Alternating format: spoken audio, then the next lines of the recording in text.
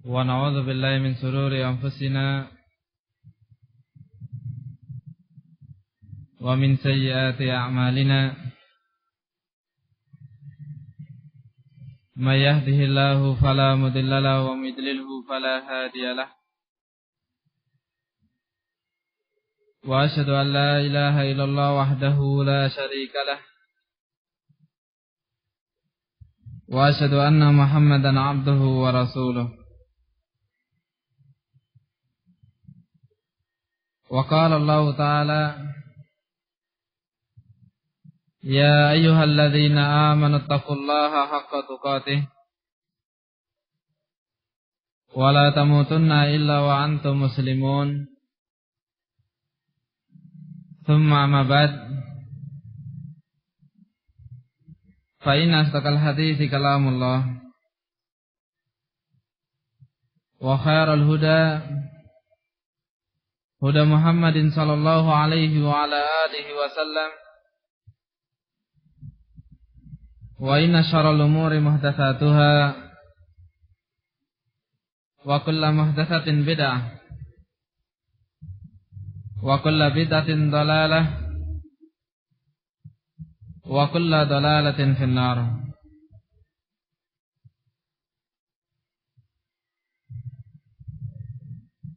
Sayyukhati fillah yang dimuliakan oleh Allah Subhanahu wa taala.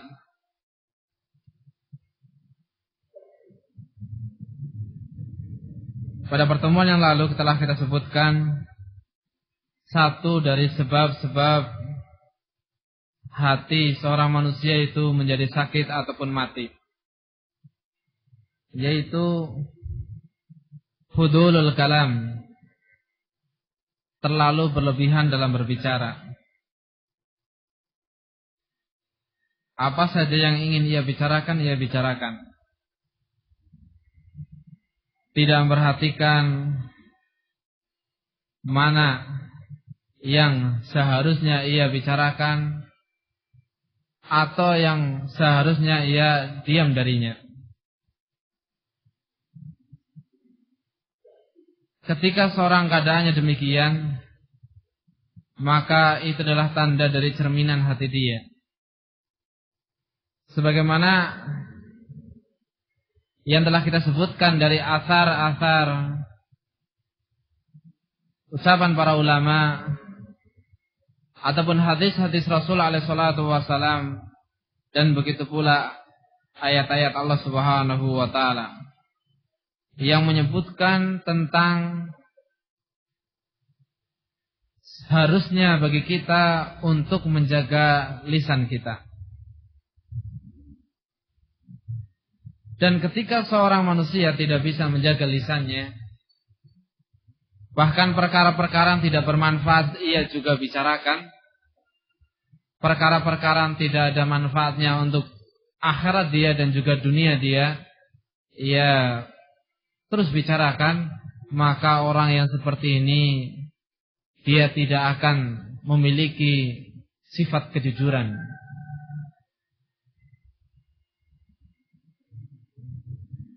Sebagaimana apa yang dikatakan oleh Sa'ad ataupun dikatakan oleh Sahal Ibn Sa'ad,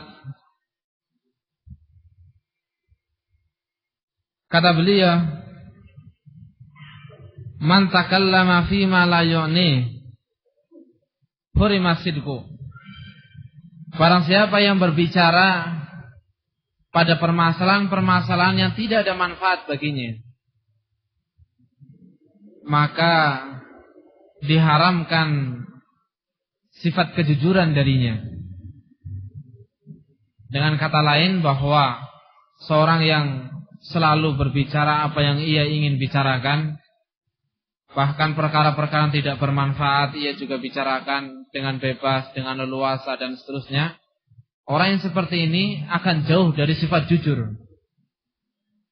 Bahkan kalau misalnya cerita, ngobrol, bercanda dan seterusnya, akan terhiasi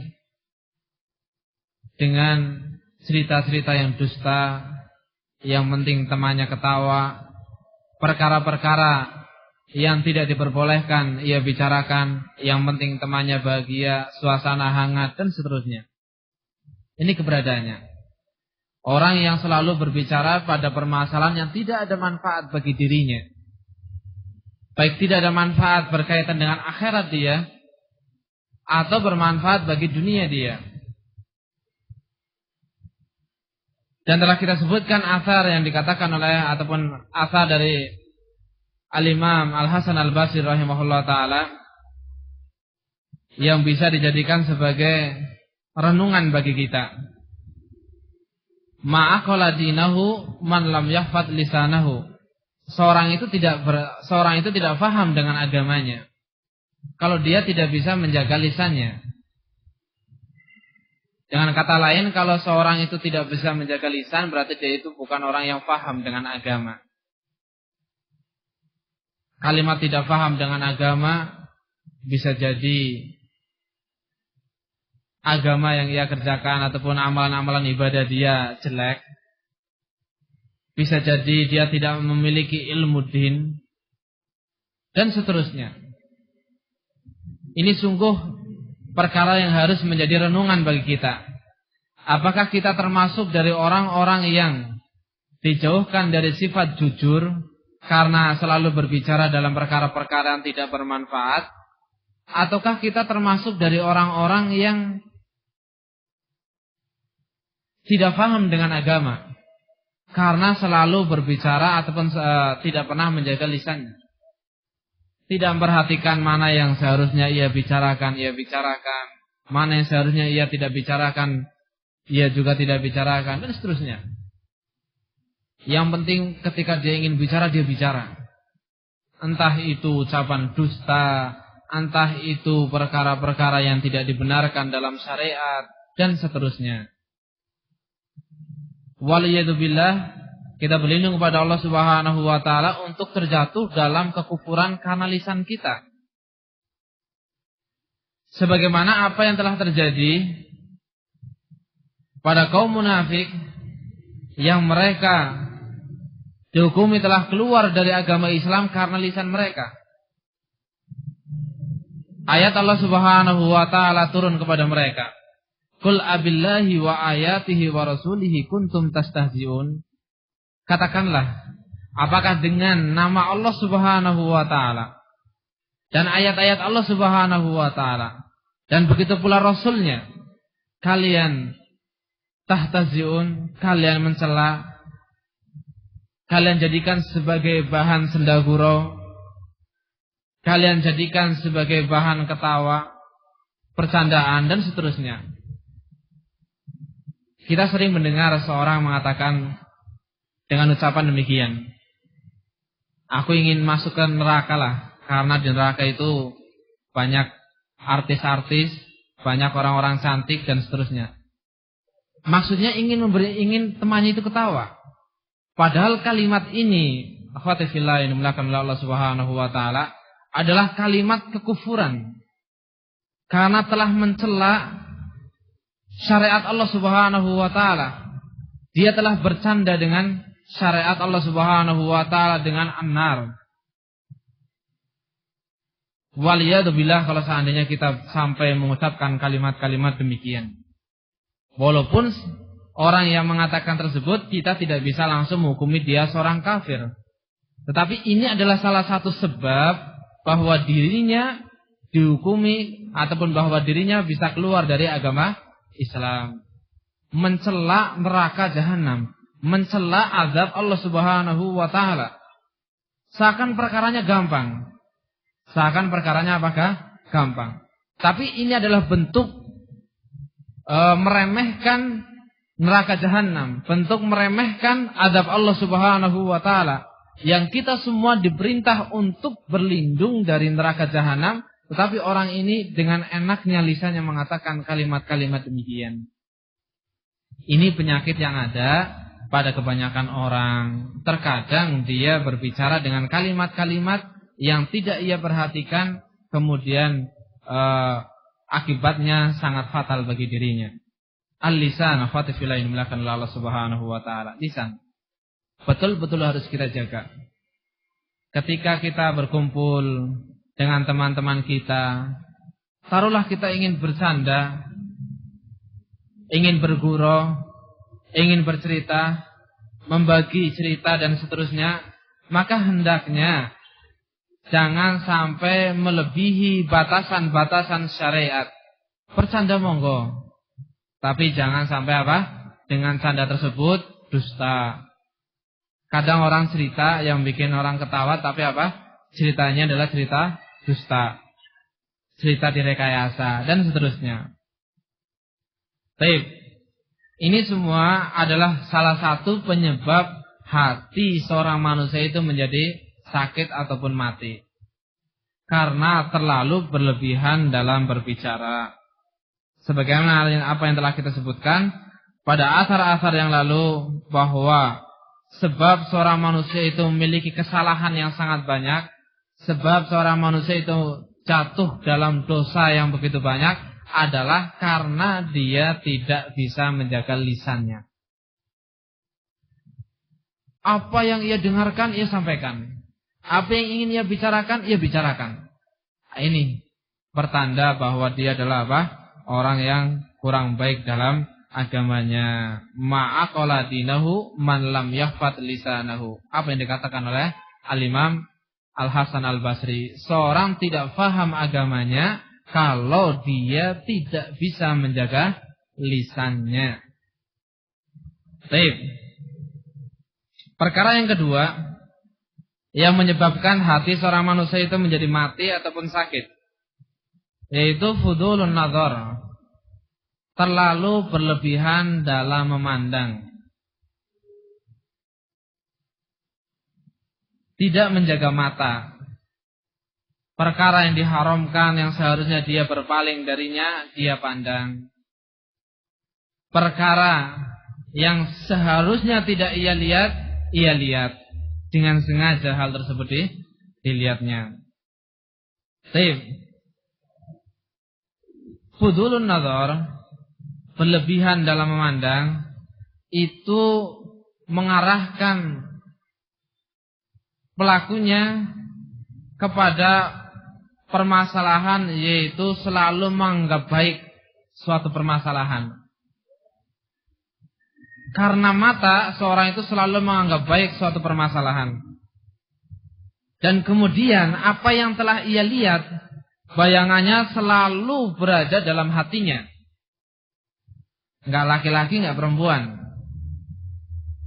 Kaum laki-laki ketika melihat wanita, demikian keberadaannya. Ketika dia melihat sosok wanita, maka apa? Keberadaannya adalah selalu menganggap baik.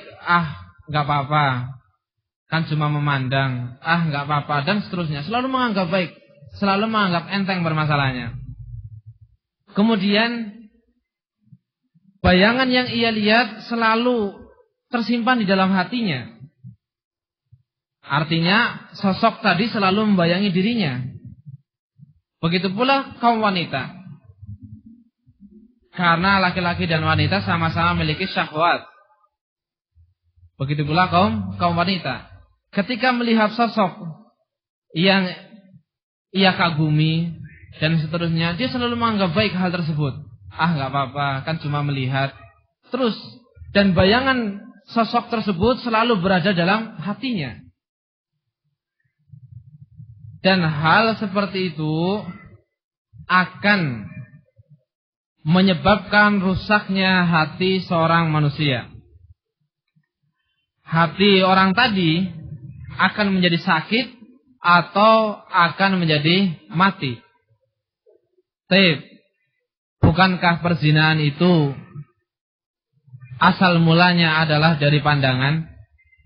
Orang berbuat zina karena yang pertama itu apa? Memandang. Memandang seorang wanita kemudian terbayang, ataupun seorang wanita memandang laki-laki kemudian terbayang, terus seperti itu.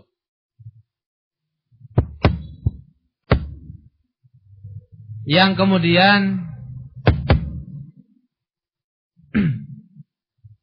melangkah sedikit demi sedikit, walaupun tidak langsung dalam perkara apa? Perkara zina, sedikit demi sedikit ia jalani kemaksiatan, sampai tertanam dalam hatinya al-ishq, yaitu kerinduan yang tidak diperbolehkan, kerinduan yang tidak dibenarkan, dan seterusnya seperti itu. Katakanlah Fatihillah yang dimulakan oleh Allah Subhanahu wa taala, pandangan ini merusak manusia dari berbagai sisi. Dan termasuk dari perkara yang sangat cepat untuk merusak manusia. Seorang yang tadinya baik, karena pandangan dia bisa menjadi orang yang kufur, keluar dari agama Islam dan bahkan kafir terhadap Allah Subhanahu wa taala. Kisah-kisah yang ada pada umat ini dan umat sebelum umat ini. Di antara kisah yang ada adalah seorang yang rajin ibadah. Kemudian karena dia melihat seorang wanita terbisiki sedikit demi sedikit perkara-perkara yang tidak dibenarkan dalam syariat, yang sampai kemudian dia terjatuh dalam perzinaan, yang kemudian dia jatuh dalam perkara kekufuran. Ataupun bahkan tidak sampai dalam perkara perzinaan. Karena ingin mendapatkan wanita tersebut, akhirnya dia mau untuk menjual agamanya ataupun untuk syahwatnya. Ini pun bukan semata-mata untuk apa? Hukumnya untuk kaum laki-laki. Kenyataan yang ada, banyak orang wanita ataupun seorang wanita yang dia keluar dari agama Islam karena matanya, karena pandangannya. Kita lihat, kita dengar kenyataan seorang wanita muslimah menikah dengan Nasrani ataupun Yahud ataupun yang lainnya, yang pada awalnya dia tetap istiqomah, tapi lambat laun dia apa? Keluar dari agama Islam dan masuk ke dalam agama suaminya. Tapi apa sebab dari itu semua?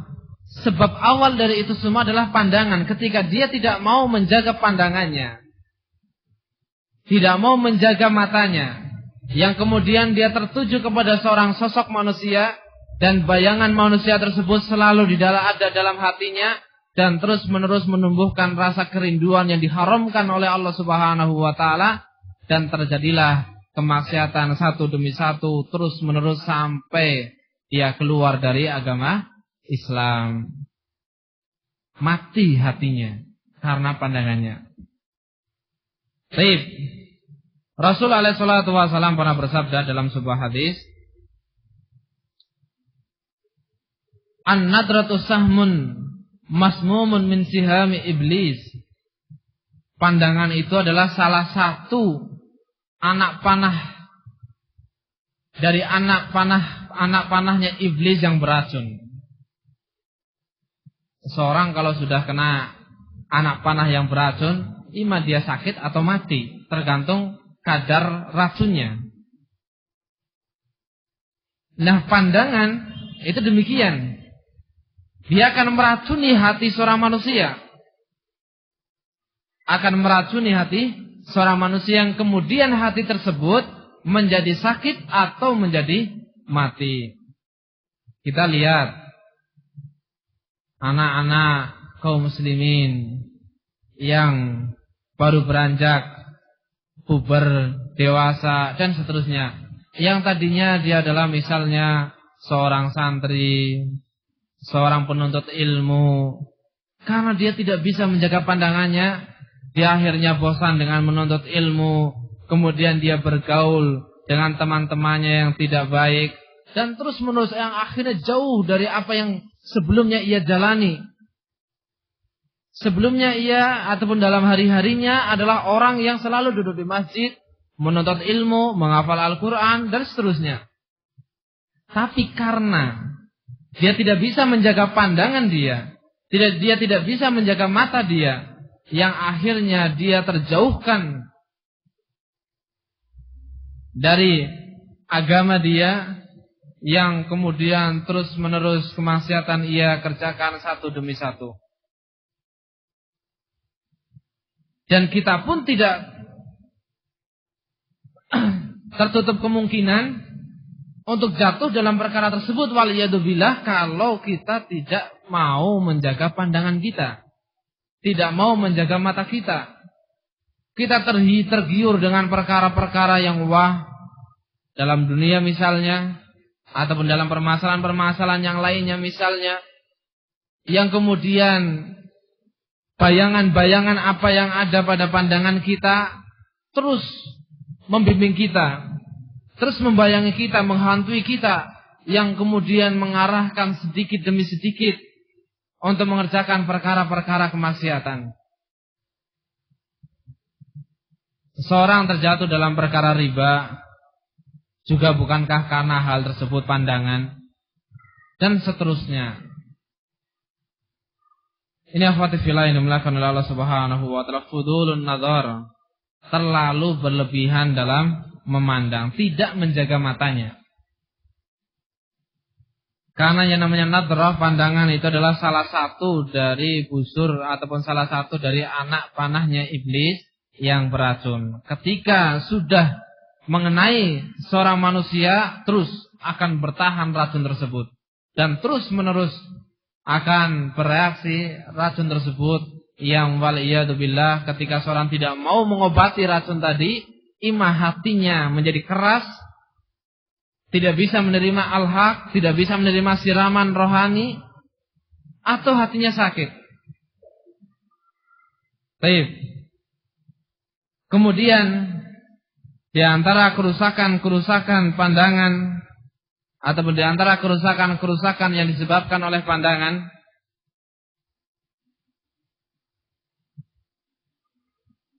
masih seputar hal tadi, bahwa syaitan, duhul syaitan ma'nadrah, bahwa syaitan merasuki pikiran manusia itu lewat pandangan.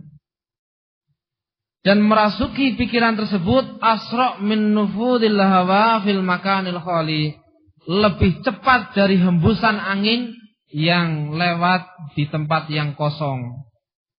Kalau angin melewat di tempat yang kosong itu cepat. Karena apa?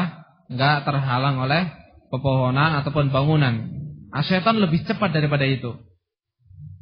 Kemudian syaitan tadi menghias-hiasi suratul mandur, yaitu bayangan yang ia lihat, bentuk yang ia lihat, tinggal apa yang ia lihat.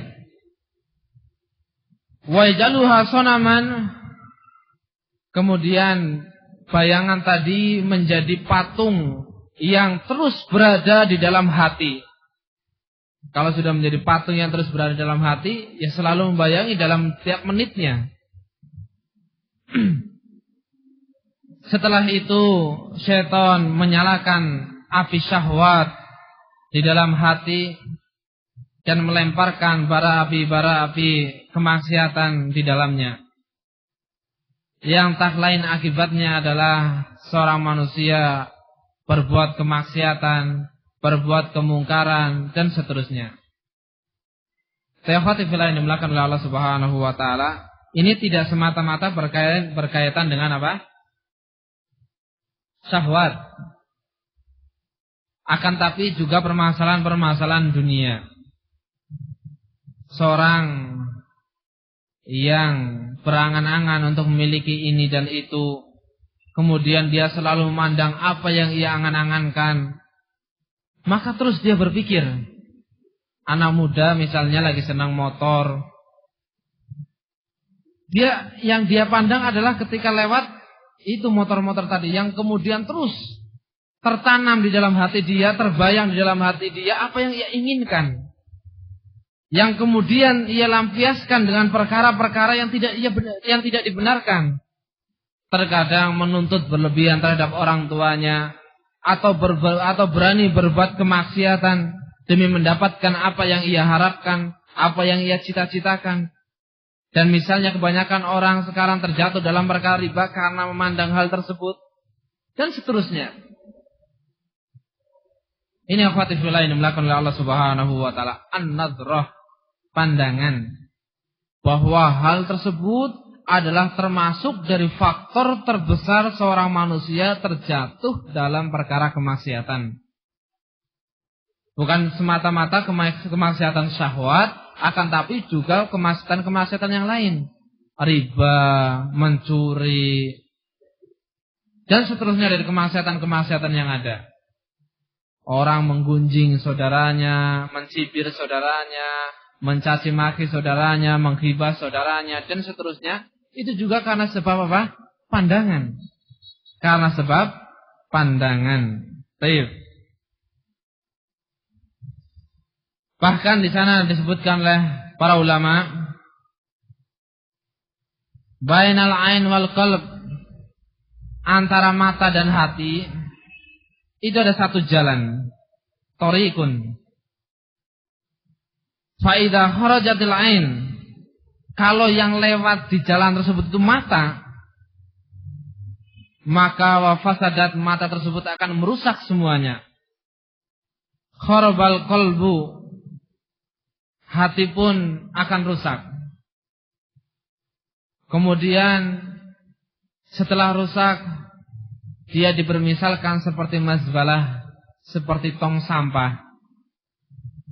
Allati hiya mahalun najasat, yang namanya tong sampah itu yaitu tempat-tempat barang-barang najis dan barang-barang menjijikan, wal ausakh, dan barang-barang kotor. Ini, ketika seorang tidak bisa menjaga matanya, maka apa yang ia kerjakan bisa menjadikan hati yang ia miliki itu seperti tong sampah. Artinya yang tersimpan di dalam hatinya itu adalah perkara-perkara kemaksiatan, perkara-perkara kemungkaran, perkara-perkara yang tidak dibenarkan di dalam syariat. Dan ketika dalam keadaan seperti itu, fala yasluh, hati itu tidak mungkin, tidak baik untuk ditinggali di situ ma'rifatullah wa mahabbatihi. Hatinya kalau sudah penuh dengan najasat, perkara-perkara najis, perkara-perkara kemungkaran, perkara-perkara kemaksiatan dan seterusnya, maka pengetahuan Allah dan rasa cinta dia kepada Allah Subhanahu wa taala dengan sendirinya akan menyingkir, menjauh dari hal tersebut. Karena sudah penuh dengan perkara-perkara jelek. Adapun ma'rifatullah, pengetahuan dia tentang Allah Subhanahu wa taala, rasa cinta dia terhadap Allah adalah perkara yang suci, perkara yang azim, perkara yang besar, perkara yang mulia, bukan perkara-perkara yang najis ataupun perkara-perkara yang mungkar. Oleh karena itu, akhwati fillah yang dimulakan oleh Allah Subhanahu wa taala, wa akhwat fiddin, yang seharusnya bagi kita adalah betul-betul menjaga hati ataupun betul-betul menjaga mata demi hati-hati kita.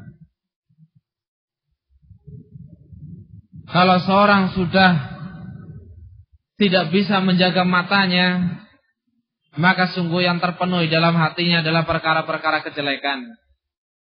Baik kejelekan-kejelekan berkaitan dengan dunia, terpenuhi dengan rasa cinta terhadap dunia, yang ia cintai semata-mata adalah perkara-perkara dunia, sehingga tersibukkan dengan perkara-perkara dunia. Masalah zikrullah lalai, masalah mengingat Allah Subhanahu wa taala, masalah cinta, masalah mahabbah ataupun masalah ma'rifatullah juga tersingkirkan karena hal-hal tersebut. Sebagaimana apa yang telah kita sebutkan. Ikhwati fillah yang dimuliakan oleh Allah Subhanahu wa taala, fudulun nazar, berlebihan dalam memandang, tidak bisa menjaga mata, ini adalah penyebab yuzghilul qalb, menyibukkan hati. Hati ini tersibuk. Sibuk karena permasalahan apa? Sibuk dengan permasalahan-permasalahan yang tidak dibenarkan di dalam syariat. Wa yaqau fi tibail hawa wal ghaflah.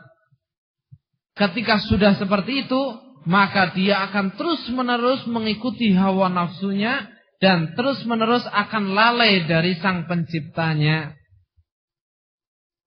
Sudah lupa dengan zikir. Bangun tidur, yang ia lihat jam, bukan untuk mengingat apakah dia sudah terlambat sholat subuh atau belum.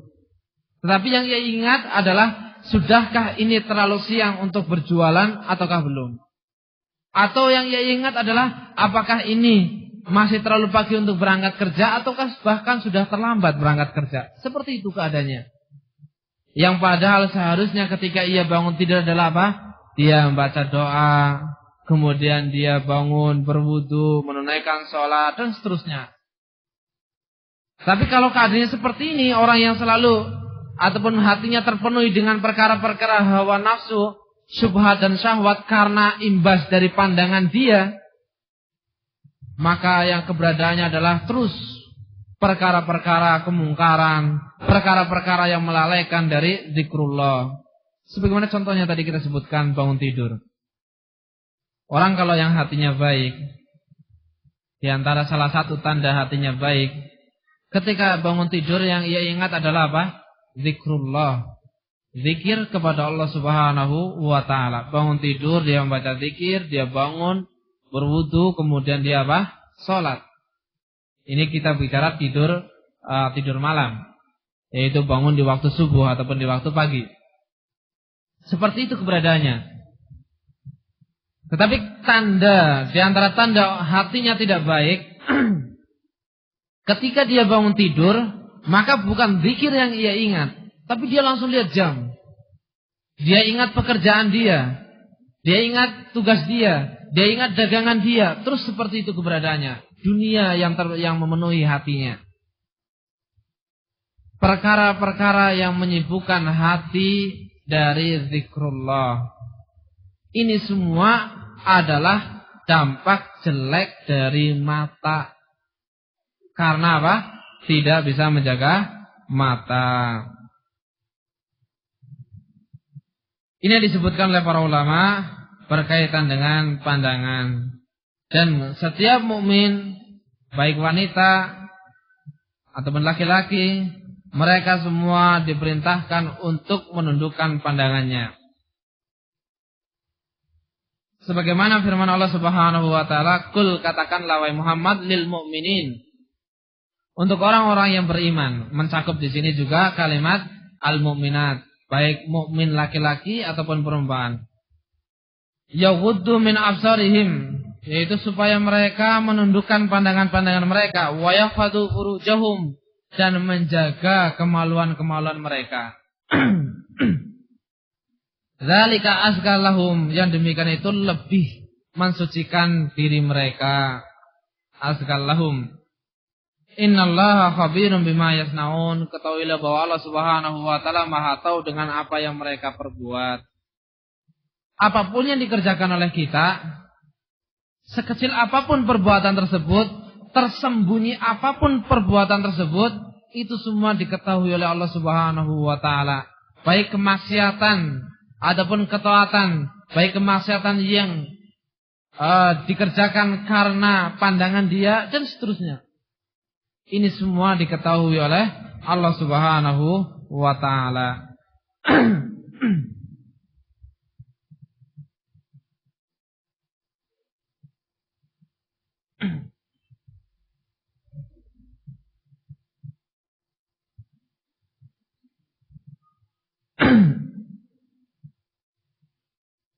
Ini perkara yang kedua yang harus kita semua selalu memperhatikannya.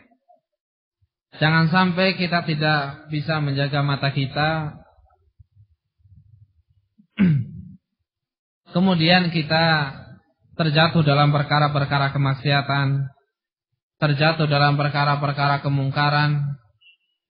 Bahkan waliyadzubillah, kita berlindung kepada Allah Subhanahu wa taala, terjatuh dalam perkara-perkara kekufuran. Tidak sedikit seorang manusia yang tadinya muslim, kemudian dia kufur, keluar dari agama Islam karena pandangan dia ataupun karena mata dia.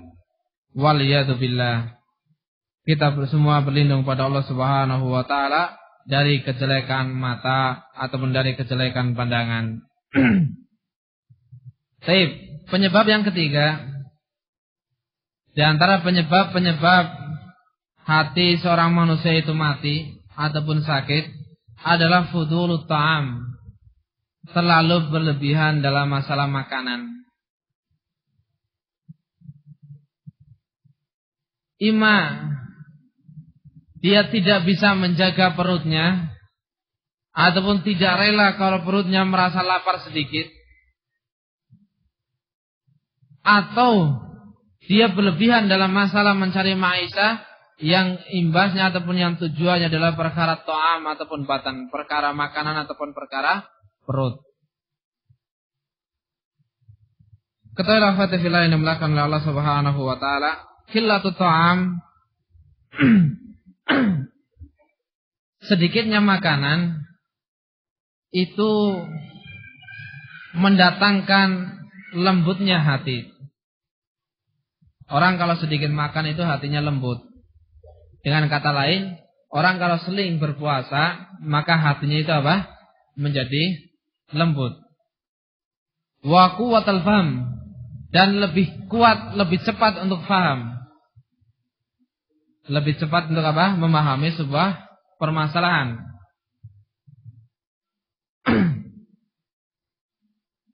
Dan melemaskan hawa nafsunya itu menjadi lemas.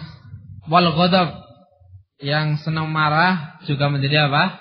Menjadi lembut, ataupun kemarahannya itu bisa terkurangi.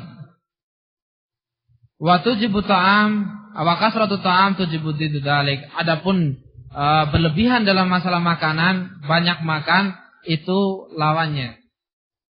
Orang kalau banyak makan hatinya enggak lembut. Juga dari sisi pemahaman kurang kuat dan gampang marah, serta hawa nafsunya itu juga menjadi apa? Kuat, dan seterusnya. Dan seterusnya. Kalau kita lihat kenyataan yang ada, bukankah seorang ketika berpuasa selalu berusaha menjaga dirinya dari kemaksiatan-kemaksiatan, dari kemungkaran-kemungkaran, dari perkara-perkara yang dimurkai oleh Allah, dari perkara-perkara yang menyebabkan datangnya azab, dan seterusnya. Dan bukankah pula kemaksiatan-kemaksiatan yang ada itu kebanyakan dikerjakan oleh orang yang kenyang, bukan oleh orang yang sedang lapar, dan seterusnya.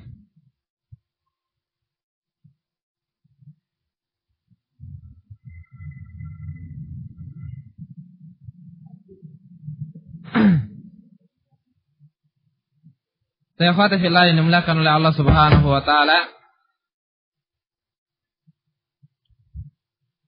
Bahkan pada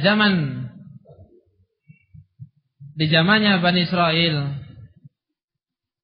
disebutkan oleh para salaf, ketika syabab, pemuda-pemuda mereka berpuasa, beribadah pada Allah Subhanahu wa taala, ketika mereka berbuka, di antara mereka selalu ada yang mengingatkan. Kata mereka, la ta'kulu katsira, janganlah kalian terlalu banyak makan. Fatasrabu katsira, kalau kalian terlalu banyak makan, maka kalian akan terlalu banyak minum. Fatanamu katsira, ketika kalian sudah terlalu banyak makan dan minum, kalian pun akan banyak tidur. Dan yang paling terakhir adalah kalian akan rugi dengan kerugian yang banyak. Fatukhsirul katsira. Ini wejangan dari umat sebelum kita, dari kalangan Bani Israel. Mereka pun mengenal dengan hal tersebut, yaitu tidak dianjurkan untuk banyak makan, berlebihan. Dan kita, umatnya Nabi Muhammad SAW, itu pun dianjurkan untuk selalu berpuasa, selalu berusaha untuk tidak memenuhi perutnya. Dianjurkan puasa Senin Kamis, dianjurkan puasa Ayyamul Bait 3 hari di tengah-tengah bulan. Kemudian juga dianjurkan puasa-puasa yang lain. baik dari puasa Arafah, Syawal, dan seterusnya. Bahkan ketika seorang mampu untuk puasa Daud, dianjurkan untuk puasa Daud. Dan Rasulullah SAW menganjurkan bagi seorang yang memiliki syahwat yang kuat, akan tapi dia belum sanggup untuk menikah, dianjurkan untuk mengosongkan perutnya, yaitu untuk berpuasa. Faman lam yastati fa alaihi bisawm. Kalau barang siapa yang tidak mampu untuk menikah, maka hendaknya dia berpuasa. Fa innahu lahu wija, karena yang namanya puasa itu bisa menjadi tameng untuk dirinya, menjaga dirinya untuk terjatuh dalam perkara-perkara kemungkaran yang berkaitan dengan apa? Syahwat dan seterusnya. Tapi ketika seorang manusia tidak mau ataupun tidak rela kalau perutnya itu merasa lapar sedikit pun, yang biasanya di sana ada orang yang kebiasaan makan 3 kali dalam sehari, ada yang lebih, setiap lapar makan, yang padahal kadang lapar itu berapa jam sekali dan seterusnya. Keberadaan seperti ini, orang yang seperti ini maka akan terus malas dalam beribadah kepada Allah Subhanahu wa ta'ala. Baik ibadah berkaitan dengan sholat, ataupun sedekah, ataupun yang lainnya dari ibadah-ibadah yang ada. Mau bangun sholat malas karena kenyang, mau bekerja malas karena kenyang, mau bersedekah sayang karena lapar, mau menuntut ilmu eman duitnya, bagusan untuk beli jajan, dan seterusnya. Keberadaannya demikian, karena yang ia pikir adalah selalu perut dan perut.